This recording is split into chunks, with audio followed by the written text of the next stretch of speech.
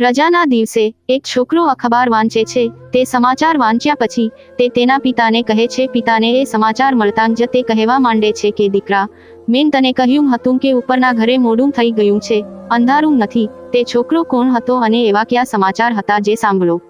તે પછી છોકરો અને તેના પિતા ખૂબ ખુશ થઈ ગયા અને તેના પિતાએ આવું કેમ કહ્યું, આખી વાર્તાની સત્યતા જાણવા માટે વિડીયો અંત સુધી જોજો।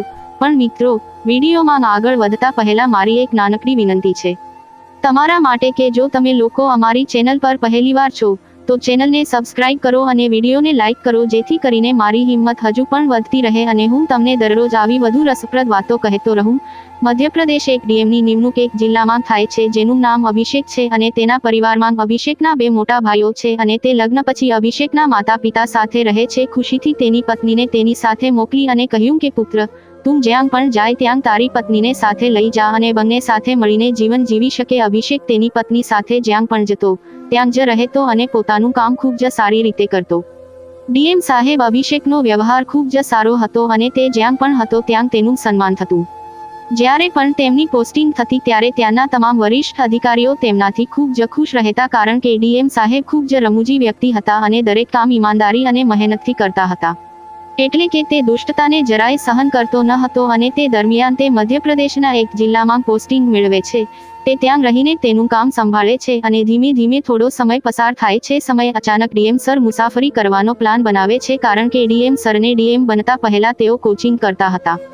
તેથી તે સમયે પણ તેણે વિચાર્યું કે જો આપણે વોક કરીએ તો શરીરને એક અલગ જ પ્રકારની એનર્જી મળે છે અને આપણે આપણા કામમાં યોગ્ય રીતે ધ્યાન આપી શકીએ છીએ। મને લાગે છે કે એ જ આદતો હજી પણ ચાલુ છે અને અહીં આવ્યા પછી તે ફરી એકવાર। હવે જ્યારે ડીએમ સાહેબ તેમની પત્નીને બહાર જવા માટે કહે છે ત્યારે ડીએમ સાહેબની પત્ની કાજલ પણ ખૂબ જ ખુશ થઈ જાય છે કારણ કે તે પણ તેના પતિ સાથે બહાર જવા માંગતી હતી અને તેથી જ ડીએમ સાહેબ ઈચ્છે તો તે પણ તૈયાર થઈ જાય છે। તે તેના વાહનમાં જઈ શકતો હતો જેની સાથે તેને બોડીગાર્ડ અને ડ્રાઈવર મળે છે અને તે સરકારી વાહન છે, પરંતુ તે આ બધી બાબતોને ટાળતો હતો। તે ઈચ્છતો હતો કે હું જ્યાં પણ જાઉં છું ત્યાં એક સામાન્ય વ્યક્તિની જેમ જ જાઉં છું અને તેની પોતાની પર્સનલ કાર હતી। તેથી તે તેની પર્સનલ કારમાં ફરવાનો પ્લાન બનાવે છે અને એક સાંજે તેની પત્ની સાથે ફરતો હતો ત્યારે તે ત્યાંથી આવ્યો હતો તેનો જિલ્લો બીજા જિલ્લામાં અને તેની કાર રસ્તા પર આગળ વધી રહી હતી। ચાલતી વખતે અચાનક ડીએમ સાહેબ તેમની પત્નીને કહે છે કે એવું લાગે છે કે કોઈ અમને ફોલો કરી રહ્યું છે કારણ કે ડીએમ સાહેબને ખબર પડી ગઈ હતી કે તેમનું કોઈ અહીં છે અને કદાચ તેમની સાથે કંઈક ખોટું થાય તો હવે ડીએમ સાહેબની પત્ની તે તેમને કહેવા લાગે છે કે તમે ફક્ત આ જ વિચારો, હવે આ એક રસ્તો છે અને રસ્તા પર કોઈ પણ ચાલી શકે છે, અમે કોઈને રોકી શકતા નથી। ડીએમ સાહેબની પત્નીએ એમ કહીને તેમને ચૂપ કરી દીધા હતા કે તેઓ કંઈ કરી શકતા નથી, પરંતુ ડીએમ સાહેબ વારંવાર અહીં અને ત્યાં જોઈને ચોંકી ગયા અને તેમને સંપૂર્ણ ખાતરી થઈ ગઈ કે અહીં કોઈ તેમનો પીછો કરી રહ્યું છે। આ પછી ડીએમ સાહેબ જ્યારે સાહેબ જાય છે ત્યારે આગળનો રસ્તો હાઈવેથી એક જ રસ્તો હતો, પરંતુ માત્ર એ જ લોકો કે જેના પર ડીએમ સાહેબ આ લોકો અમારી પાછળ આવી રહ્યા છે તેવી શંકા જતા તે ડીએમ સાહેબે આ વાતની નોંધ લીધી પણ તેમ છતાં 2-3 કિલોમીટરની મુસાફરી કરીને અચાનક અમે એક ગ્રામીણ વિસ્તારમાં આવીએ છીએ। રસ્તાની બંને બાજુએ ઘણા બધા વાહનો છે, ત્યાં ઘણા બધા વૃક્ષો અને છોડ હતા અને હવે ડીએમ સાહેબ તેમનામાં છે। તેઓ કાર લઈને સીધા જ આગળ વધે છે પણ પછી અચાનક ચારે બાજુથી ઘણા બધા લોકો આવી જાય છે અને ડીએમ સાહેબની કારને ચારે બાજુથી ઘેરી લે છે। ત્યારબાદ ડીએમ સાહેબ હસવા લાગે છે। બાજુમાં બેઠેલી પત્ની ડીએમ સાહેબ સામે જોઈને કહે છે, તેથી જ તમે આ રીતે હસો છો? તેથી તે કહે છે કે મેં તમને કહ્યું કે કોઈ અથવા અન્ય અમને અનુસરે છે તો તે અહીં છે, તેઓ અમને લૂંટવા માંગે છે। આ સાંભળીને તેની પત્ની થોડી ગભરાઈ ગઈ પરંતુ ડીએમ સાહેબ તેને સમર્થન આપે છે અને કહે છે કે ચિંતા કરશો નહીં, હું આખરે છું, કોઈ સમસ્યા નહીં થાય। હવે જે લોકો બહાર ઊભા હતા તેઓ અહીં ત્યાં ડીએમ સાહેબની બારીઓ મારતા હતા અને તેમને દરવાજો ખોલવા વિનંતી કરી રહ્યા હતા। આ પછી ડીએમ સાહેબ પોતાનો ફોન કાઢીને ફોન તરફ જુએ છે અને ડીએમ સાહેબ બહાર આવતાની સાથે જ દરવાજો ખોલે છે અને ડીએમ સાહેબને શોધવા લાગે છે, ભાઈ શું થયું, તમે આવું કેમ કરો છો? પછી તે ડીએમ સાહેબને ધમકાવવા લાગે છે અને કહે છે કે જો તમારે તમારા જીવનની સલામતી જોઈતી હોય તો આમ જ ચૂપચાપ ઊભા રહો, અમને થોડું પણ રોકો તો તારી આ વસ્તુ સાથે ઘણું ખોટું થઈ શકે છે। સાંભળ્યા પછી ડીએમ સર ફરી એકવાર સ્મિત કરે છે અને કહે છે, ભાઈ તમે કોણ છો અને તમે શું કરવા માંગો છો? પહેલા મને કહો કે તમને શું જોઈએ છે અને પછી એ લોકો ડીએમ કરો સાહેબ તે ડીએમ સાહેબ તરફ જુએ છે અને પછી તેની નજર ડીએમ સાહેબની પત્ની તરફ જાય છે, પરંતુ ડીએમ સાહેબ તરત જ જઈને તેનો હાથ પકડી લે છે અને થોડી જ વારમાં પોલીસથી ભરેલી 3-4 ગાડીઓ આવે છે। આવો અને તેમને લોકો સાથે ઘેરી લો. હવે પોલીસ આવતાની સાથે જ તે તમામ લોકોમાં ગભરાટ ફેલાયો છે અને તેઓ અહીં તહીં ભાગવાનો પ્રયાસ કરે છે. પરંતુ પોલીસવાળાઓ ભાગીને બધાને પકડીને પોતાની સાથે બેસાડી દે છે. તેઓ ડીએમ સાહેબને ચેક કરે છે અને તપાસ કર્યા બાદ તેઓ રાહત અનુભવે છે કારણ કે ડીએમ સાહેબ તેમની સાથે છે અને એવું કંઈ થયું નથી. ડીએમ સાહેબ હસતા હસતા તેમને મળે છે અને કહે છે, યાર, તમે લોકોએ વધુ સમય નથી લીધો. આ સમયમાં મારી સાથે ઘણું બધું થઈ ગયું છે. શક્ય હતું કે તે જિલ્લાના એસપી સાહેબ ત્યાં આવી ગયા હોય અને એસપી સાહેબ આવતાની સાથે જ તેઓ તેને કહે છે, સાહેબ, તમારે આમ ન જવું જોઈતું હતું. તમારે તમારી કાર પાર્ક કરવી જોઈતી હતી. મારે બહાર આવવું જોઈતું હતું જેથી આવા લોકો તમારાથી દૂર રહી શકે. ત્યારે ડીએમ સાહેબ કહે છે કે તમે સાચા છો, પણ હું પણ એક સામાન્ય માણસ છું. તો ડીએમ બનતા પહેલા શું મને મુક્તપણે ફરવાનો અધિકાર નથી? જો કંઈક અહીં આવું થાય છે તો તમે લોકોએ આ બાબત પર અગાઉથી જ પગલાં લેવા જોઈતા હતા. પણ ગમે તે થાય, તમે આ કરો, તેમને અંદર લઈ જાઓ. અત્યારે હું ક્યાંક ફરવા જાઉં છું પણ કાલે સવારે આવીશ. અને ડીએમ એમ કહીને તેમની સાથે વાત કરો સર. ત્યાં તે તેની પત્ની સાથે બેસે છે અને કાર સાથે આગળ વધવા લાગે છે. હવે ડીએમ સાહેબ કારમાં બેસીને ડ્રાઇવિંગ કરવા લાગ્યા. તેની પત્ની કાજલ તેને પૂછવા લાગી કે આ બધું શું થયું અને તમે શું કર્યું? આ બધું કેવી રીતે બન્યું? કારણ કે ડીએમ સાહેબની પત્નીને ખબર ન હતી કે તેણે પોલીસને બોલાવી છે અને તેના કારણે આજે દરેક મુશ્કેલીમાં છે. લોકો પકડાયા છે. તે પછી ડીએમ સાહેબ, તમારી પત્નીને કહો કે હું તમને કહું તે પહેલાં મેં ઇમરજન્સી મેસેજ મોકલ્યો હતો કારણ કે મને લાગ્યું હતું કે આજે અમારી સાથે કંઈક ખોટું થવાનું છે અને આ લોકો ખરેખર મને ફોલો કરે છે. ભલે તમે મને ના પાડી હતી, પરંતુ મને અંદરથી ખબર હતી કે આજે તમારી સાથે કંઈક ખોટું થઈ શકે છે.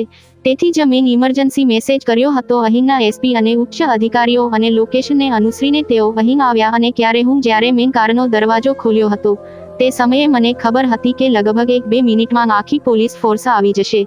તેથી જ મેં કારનો દરવાજો ખોલ્યો હતો અને હું બહાર ગયો હતો.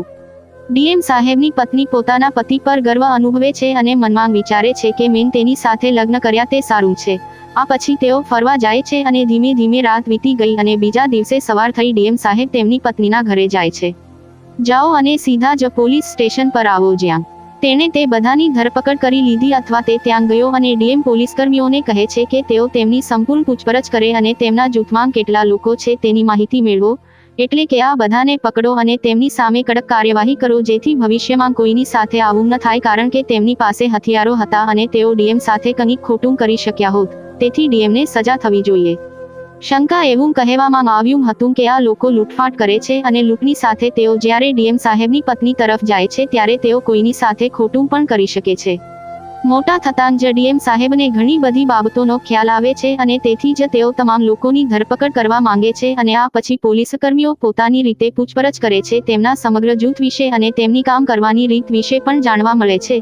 તેઓએ લૂંટફાટ કરીને ઘણા લોકોને દુનિયાથી દૂર મોકલી દીધા હતા. તેથી તમામ લોકોને પકડીને જેલમાં ધકેલી દેવામાં આવે છે. કોર્ટમાં તેમની સામે યોગ્ય કાર્યવાહી કરવામાં આવે છે. તેમને સજા થાય છે અને આ મામલો મીડિયામાં આવતાની સાથે જ તેના વિશેની હેડલાઇન્સ અખબારમાં પ્રસિદ્ધ થતાં જ ચારે બાજુ ફેલાઈ જાય છે. અખબાર એક છોકરો પણ વાંચે છે જે તેના પિતા સાથે તેના ઘરે અને કંપનીમાં રહેતો હતો. તે છોકરો જે નોકરી કરતો હતો આ સમાચાર વાંચતા જ તે ખૂબ જ ખુશ થઈ જાય છે અને તેના પિતાને આ સમાચાર જણાવે છે કે પિતાજી, હવે તે લોકો પકડાઈ ગયા છે. આ સમાચાર સાંભળીને તે પણ ખૂબ ખુશ થઈ જાય છે અને કહે છે કે દીકરા, મેં તને કહ્યું હતું કે ભગવાનના ઘરે મોડું થાય છે પણ અંધારું નથી. ખરાબ સાથે ખરાબ થાય છે અને તેનો સીધો પુરાવો આજે તારી સામે છે. આ સાંભળીને દીકરો પણ ખૂબ ખુશ છે અને કહે છે કે હા બાબુજી, તમે સાચા હતા. મિત્રો, આ છોકરો જેણે 10,000 રૂપિયાનું કામ કર્યું છે. એક દિવસ તેને પગાર મળ્યો અને તે દિવસના સમયે તે જ રસ્તેથી આવતો હતો અને તે એક જૂની બાઇક લઈને ગયો હતો જેની સાથે તે ઉપર નીચે જતો હતો.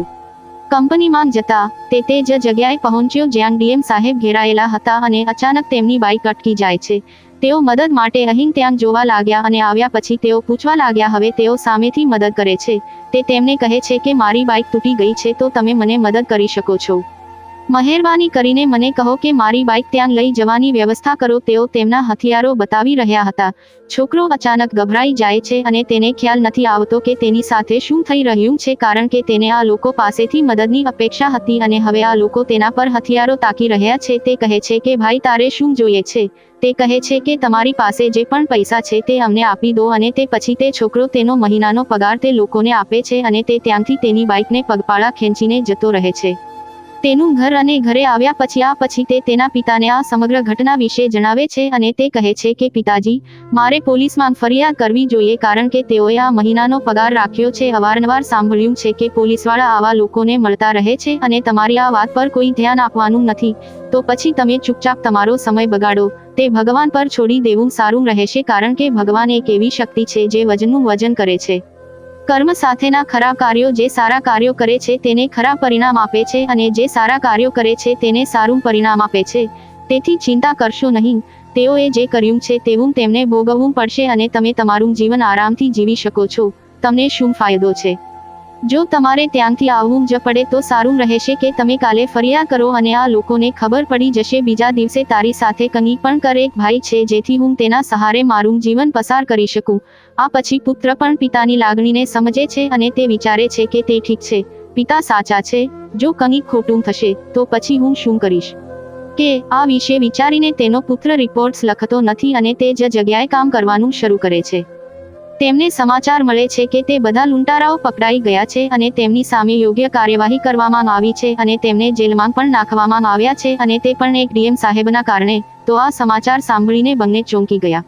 પિતા અને પુત્ર ખુશ થાય છે અને આ ખૂબ જ ઉજવે છે. તો મિત્રો, આ એક નાની વાર્તા હતી જ્યાં ડીએમ સાહેબ તે પોતાની પત્ની સાથે પર્સનલ કારમાં ક્યાંક ફરવા જઈ રહ્યો હતો પરંતુ રસ્તામાં અચાનક લૂંટારુઓએ તેને ઘેરી લીધો અને તેની પત્ની સાથે દુષ્કર્મ આચર્યું. ત્યારે પોલીસ ત્યાં આવીને પરિસ્થિતિને કાબૂમાં લઈ લે છે. તમે ડીએમ સાહેબ વિશે શું કહેવા માંગો છો? જો તમે આવો તો વિડીયો લાઈક કરો અને ચેનલને સબસ્ક્રાઇબ કરો. આપ સૌનો ખૂબ ખૂબ આભાર. જય હિન્દ, જય ભારત.